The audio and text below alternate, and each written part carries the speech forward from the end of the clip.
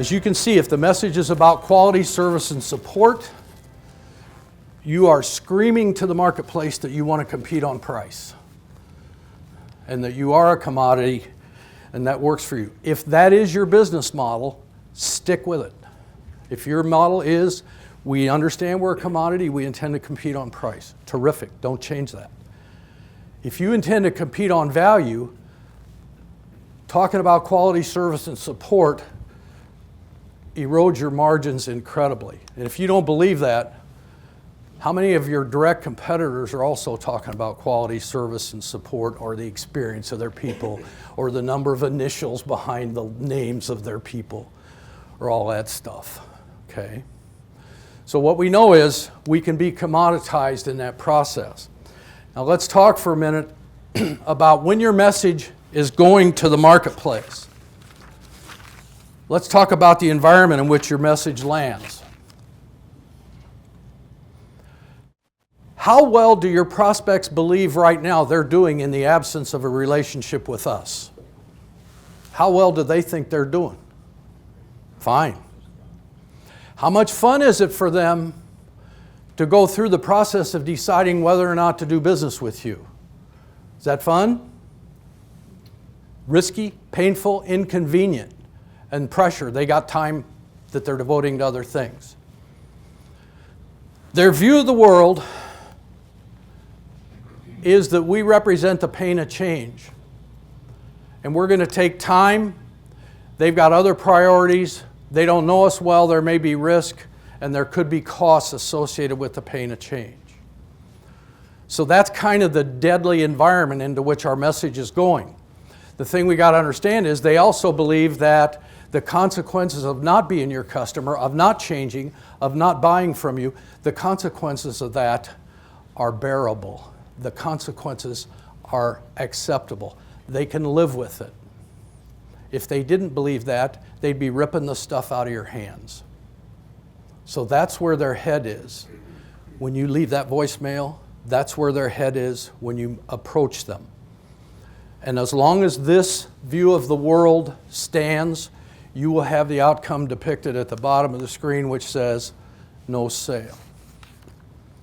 So your message has to help them come to the realization that the consequences of not changing what they're doing to include you in their life is greater than the pain of change you want them to go through, because the pain of change when you're on offense is a barrier. The pain of change when you're trying to keep your accounts is your best friend. But the thing we got to understand is when I'm hunting, I got to recognize that they know what the pain of change is about. And there's one other bizarre belief they have. They believe there's some connection between the size of our paychecks and our skill at talking them into going through the pain of change. Isn't that offensive? That's really bizarre. They think we get paid commissions and bonuses and spiffs and trips and TV sets and stuff to get them to go through the pain of change. I find that offensive, but they believe it. So they suspect our motives. They're not pure. All right? So your message has got to be about what we refer to as your DV. Let me define the term. D stands for differentiating. What do you do that differentiates you from your competition? And there's two words you want to understand around differentiation. First one's unique. What do you do that's unique to you? And the other one is, if it's not unique, you can demonstrate that you're better at it. So I'm looking for stuff, the D part, the differentiators, are either unique to us, or if they're not unique, we can demonstrate that we execute it better than the other people. That's the first part of getting the message to be stronger. The V in DV stands for value. I need the customer to value it. It's just a fact if I do it better, but if they don't value it, it doesn't mean anything. So I need both elements, differentiating value, to be present in my messaging if this is going to work. And as I've said now, see, adult learning says you got to hear something 6 times before it imprints. So you have heard consequences. This is number 3. Trust me, it's in there for 3 more times coming up. Okay? Because your message has to refer to the consequences of not having what you do.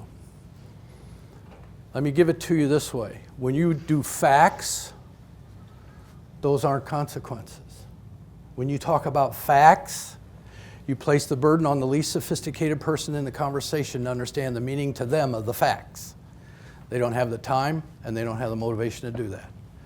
It's got to be you doing the translation and making the facts work. See, if your message is about DV, it places the burden on the prospect to translate it. They won't do it, and your message won't work.